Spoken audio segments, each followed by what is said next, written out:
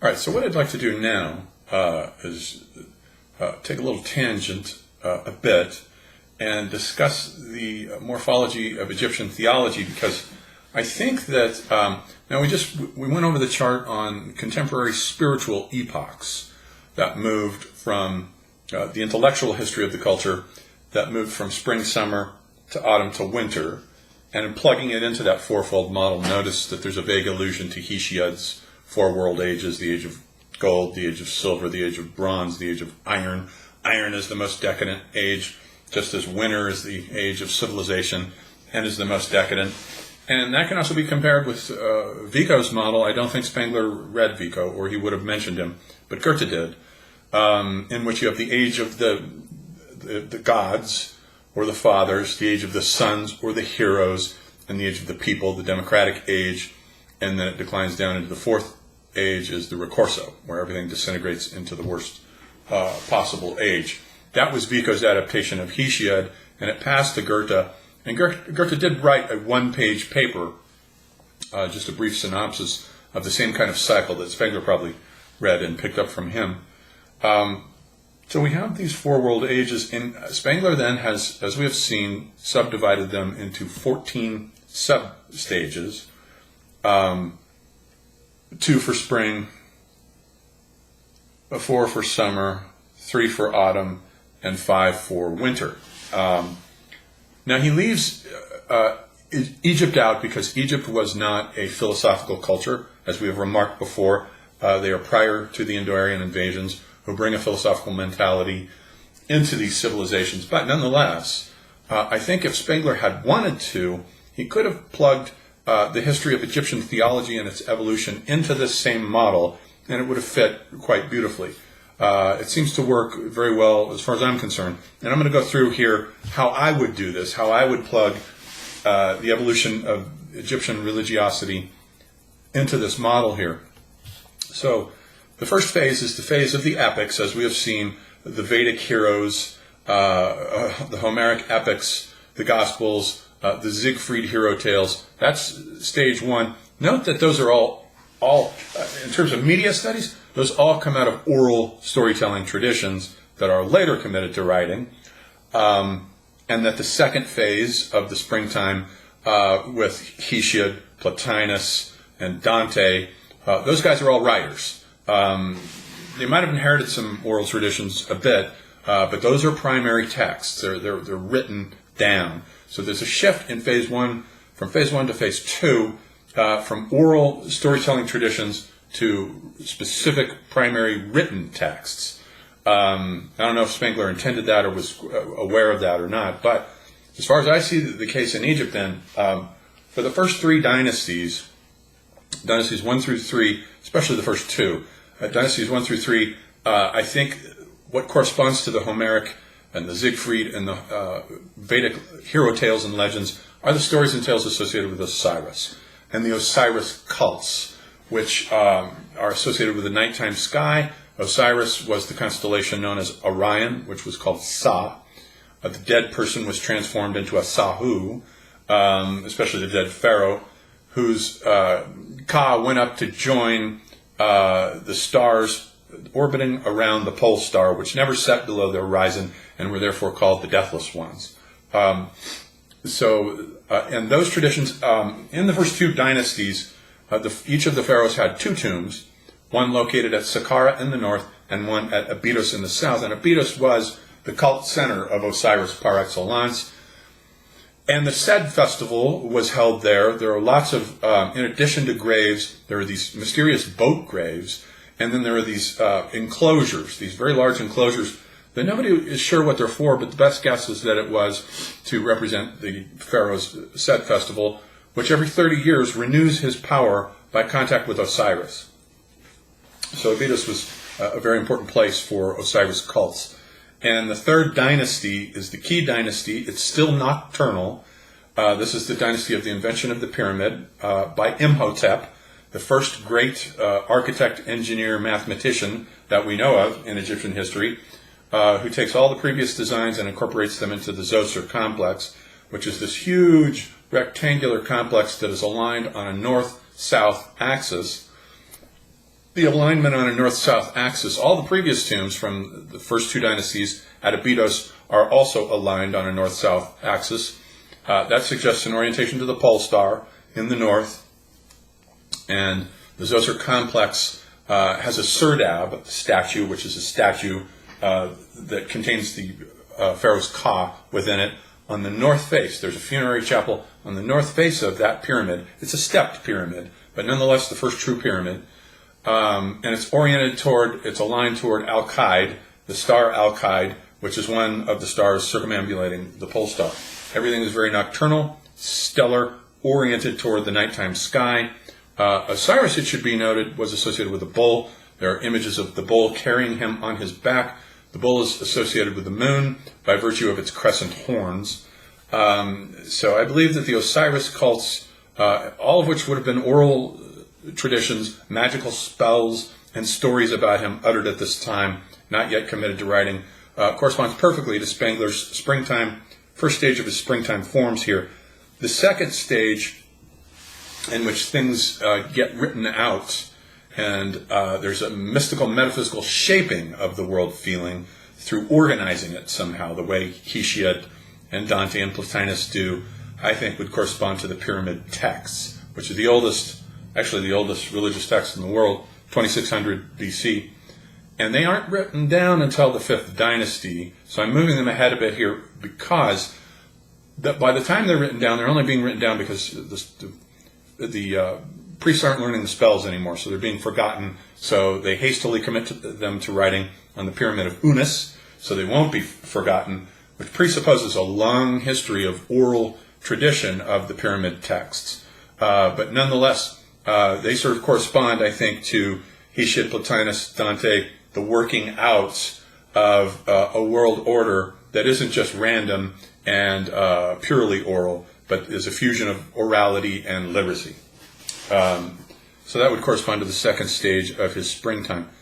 Then moving into the summer, with the 4 stages there, that starts with the Reformation stage, which Spengler had said represents an opposition to the springtime forms. This is where we get Protestantism during this time. With the Greeks, we get Orphism. We get a reaction, a very big reaction against the initial springtime forms, and I think in this case, this would undoubtedly correspond to the rise of the Re cults. Re is the sun god of the 4th and 5th dynasties. And the 4th dynasty, and that's the great dynasty of the pyramids of Giza, the 3 great pyramids come from that dynasty, and Re's name begins appearing as a suffix all over the place. Jedef Re, Menkau Re, Kaf Re, Sahu Re, and not only that, but the pyramid complexes are no longer oriented toward the pole star on a north-south axis. They contract to a square, and the pyramid chapel on the north face of the Zoser complex now moves to the east face, facing the rising sun, which would be Re, the sun god, who was incorporated syncretistically by the Heliopolitan priesthood. Note that, Heliopolis, the sun, and syncretized with the god Atum, who was a god who masturbated in the beginning and brought forth Shu and Tefnut. And Shu and Tefnut are the gods of moisture in the atmosphere, and they hold up the heavens. Shu and Tefnut are the gods who separate the sky goddess Nut from the earth god Jeb. And so the Heliopolitan priesthood is coming in very strongly here as a kind of reformation, a kind of reaction against the cold, nocturnal, nighttime cults of Osiris, with the daytime religion now of Re/Atum. And in the 5th dynasty, they start inventing sun temples. The obelisk that comes in now, an obelisk is simply a frozen sunbeam. That's what it is. That's what it was meant to be. So the solar cults come in, and there's a Reformation reaction against the springtime forms. Fits Spengler's morphology perfectly, I think, here. Then we get to the period 4 is the period of the pre-Socratics. You get the pre-Socratics in Greece, our pre-Socratics, Descartes, Giordano Bruno, Galileo, the first guys who begin thinking not just philosophically but scientifically as well. I think this might correspond to something like the coffin texts, which now come in during the first intermediate period, and the Book of Two Ways. The coffin texts now are painted, a new style of coffin comes in, It might be worth recounting the evolution of the coffin a bit here. During the first two dynasties, the coffins were just boxes, square-shaped wooden boxes, in which the pharaoh was put in a fetal posture, lying on his side. So he was very compact during those first two dynasties. It isn't until the third dynasty that they unroll him, lay him flat on his back, and open up his side so they can get access to the viscera and scoop it out. Then the coffin becomes rectangular. They put him in there. They paint two eyes on the side so that he can see out, and a little miniature door so that his ka can come and go within the coffin, in and out, travel through the astral plane and so forth. It's not until the 11th dynasty, which is the Middle Kingdom, that the rectangular box gives way to the anthropomorphic-shaped coffin. If you think of the tomb of King Tut, it's anthropomorphic shape. It's shaped like the pharaoh. That doesn't come in. That gobbles up the rectangular shape of the coffin. That doesn't come in until the Middle Kingdom. But during this first intermediate period, which comes in after the chaos of this sixth dynasty, we get now these coffins, and they're painted on the inside with coffin texts now, no longer the pyramid texts. Those were strictly for pharaoh. There's beginning to be a democratization process here where the nobles can have access to these now. But they have these special coffin texts. Then on the bottom, underneath the body, is the Book of Two Ways, which shows two rivers in the underworld, one guarded by demons and the other representing the proper way that the soul should find in the afterlife, down in Amenti. Not up in the sky where the pharaoh goes, but everyone else goes to Amenti in the underworld. And it's a kind of linear thinking. It's a kind of straightening out of the sort of magical chaos world cavern of the pyramid text. Now they're starting to straighten things out and think straight. In a way, it corresponds to a kind of pre-Socratic rationalism, the introduction of a kind of intelligence and intellect that begins sorting these things out, moving from what Gebser would call the magical consciousness structure to the mythical consciousness structure. The magical is just the cavern, the cave, and the mythical is the labyrinth that begins to organize things directionally. It's on the way to the mental consciousness structure, which thinks straight as an arrow, prospectively. So it's on the way. And then we have the mathematical phase here. And I don't know much about mathematics. This would be the domain of Schwaller de Lubitsch, who knew Egyptian mathematics very well. But my guess is Imhotep. Imhotep is the first great mathematician, and he probably laid down a school of geometry, kind of like Euclid or the Pythagoreans did, by way of which all pyramids and tombs would be founded. And then we have the final phase of the summer period is the puritanical phase from Spengler's model of Pythagoras, Mohammed, Cromwell. And it's at this point now that with the reactivation of the Middle Kingdom, the judgment of the dead comes in for the first time. The judgment of the dead did not exist in the Old Kingdom. Who's going to judge Pharaoh? No one. No one could presume to do so. But his nobles tore the kingdom apart. But his nobles and their arrogance and their egos and their lack of fidelity to him as the Sixth Dynasty wound down into chaos, pulled everything apart, decentralized Pharaoh's world. When everything got back up and running again in the Middle Kingdom, there was a kind of a police state atmosphere, and the priests came up with this idea about a judgment of the dead, that if you offended against Mot, Mot is the feather which represents the goddess of truth that you put on the scales, and your heart is on the other side, the feather's on one side. If your heart weighs heavier than the feather, then you're going to be damned. So you want to make sure the feather outweighs the heart. The feather is truth. Mot, M-A-A-T.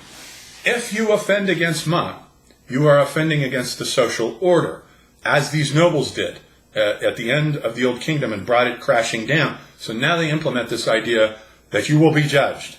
It's a kind of puritanical idea that reminds me of the Puritanism of Milton a bit, this emphasis on judgment, or even the Puritans in the New World, Cotton Mather, sinners in the hands of an angry God, those guys, that type of mentality.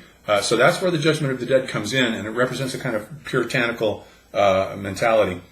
So that brings the summer period down to its conclusion. And then we have the three subphases of the autumn period, which the first of which is the rise on stage of the Socratic man, where Spengler talked about Buddha and his exterminating nihilism, Socrates and his nihilism, and the empiricist Locke, Berkeley, and the rationalist Voltaire sterilizing religion and bringing in a cult of reason and rationality as the only valid kind of philosophical mentality. I think there's no question about this, but this corresponds to Akhenaten. This is the pharaoh Akhenaten. I had to move him up the timeline a bit to do this, but I just don't see any way around this, that Akhenaten is the Socratic man in Egypt. He is the first to come on stage with a nihilistic attitude. He anathematizes all the funerary cults. No one is allowed to worship Osiris. No one is allowed to worship Ptah or any of the funerary gods. The whole journey of the sun god Re down below the underworld to come into contact with Osiris, who regenerates him, all that's gone. And the only thing Akhenaten allows is the worship of the sun disk Atun. And in the sky, Atun at morning, at noon, and at sunset. That's it. Nothing can be spoken about his journey in the world below. And he builds a whole religion out of this, sets up the first intentional community. That turns out to be a disaster at Amarna, rather. It's thought that it was hit by a plague and wiped out. That's the Socratic man in Egypt. There's no question about it. The next phase here, we've got the zenith of mathematical thought. I don't know anything about that, so I have to skip it. And then finally, the great conclusive systems. Plato and Aristotle in Greece, Avicenna and Al-Farabi with the Arabs, and all the German idealists, Kant, Goethe, Schelling, Hegel, and so forth, in our tradition. So these are the great conclusive systems that summarize and solve everything that has gone before. And I see the Egyptian Book of the Dead, which comes in now in the New Kingdom, as performing this function. The Egyptian Book of the Dead is quite long. It's longer than the coffin texts. Well, maybe not longer than them, but it's more synoptic. It incorporates everything that has gone before into an encyclopedic synthesis of spells that the dead can use to follow magically and navigate their way through Amenti, through the underworld. I see that as a kind of great conclusive system. So then we have our winter stage, the entry into civilization, which for the Egyptians is the New Kingdom. But first, we have the Hyksos period, which corresponds to the materialism of Bentham, Darwin, Marx. The Hyksos, the Semitic Hyksos, were a rather pragmatic group of people. They didn't innovate anything new religiously. I see them as rather bald materialists, probably, and just not very interesting. It is a kind of winter civilizational mode of spirituality that comes in at this point. Then for the ethical period that corresponds to Epicurus on the one hand, Schopenhauer and Nietzsche on the other, I see the books of the netherworld, which now begin to shift from purely metaphysical insights to ethical ways of living your life. These are painted on the walls of the pharaohs in the Valley of the Kings, starting with Tutmosis III, whom Spengler regards as the first Caesar figure in Egypt. He's the first one to conquer all of Palestine and create a universal state. And it's on the walls of his tomb in the mountain, which now substitutes for pyramids. The culture is so exhausted they can't even build pyramids anymore, so they just settle on, all right, we'll just shove everybody into one mountain. That'll substitute for the pyramid. And they paint on the walls the night sea journey of Re's journey on his boat as he goes into the underworld, has to survive tests and trials, dealing with demons and so forth, until he reaches the throne of Osiris, who reanimates him, and he comes back out. I see this as a kind of, there's an ethical, purifying quality to what's written on these walls, that these souls of these pharaohs should go through in the underworld. And then the completion of the mathematics, I don't know anything about that. And then finally, almost finally here, penultimately, we get 14, which is the degradation of lecture room, of philosophy into lecture room philosophy, but just a complete degradation. Instead of the philosopher, now you have this ridiculous professor. I see this as corresponding to the later books of the dead, the very later ones, where they get sloppier and sloppier and sloppier, and they start forgetting the spells. They stop writing in them, and they just show pictures. They just resort to pictures. There's a decline there into a very slovenly, and even in some cases they're actually forgetting and confusing some of the symbols in some of these later texts. And then finally, the spread of a final world sentiment, Buddhism, Stoicism, and socialism, I see in the tale of Sinui, which comes from the Middle Kingdom, but I think that it imparts a final sentiment that I think, which is this idea that burial in Egypt is the only place that you can be buried legitimately. Sinui is a guy who hears about a plot that's going on, an assassination plot against the pharaoh in the Middle Kingdom, and before telling anyone anything, he simply runs, packs up, and leaves, because he knows he'll be put to death simply for hearing about it. So he leaves and he goes to Palestine, where he makes a career there as a trader, has a good living there for decades, but then nearing the end of his life, he starts to get very worried about being buried in a foreign land without the proper rites. He's worried about the health of his soul. So he returns to Egypt many years later. He's granted a pardon, and he's buried in Egypt with all the proper rites so that his ka can be properly taken care of. I see that as the final sentiment of Egyptian civilization. If you're not buried here, you're wasting your time. We have the place that you need to be buried at. So this is how I see the evolution of Egyptian theology slotting into these 14 slots in Spengler's seasonal model here of the contemporary spiritual epochs.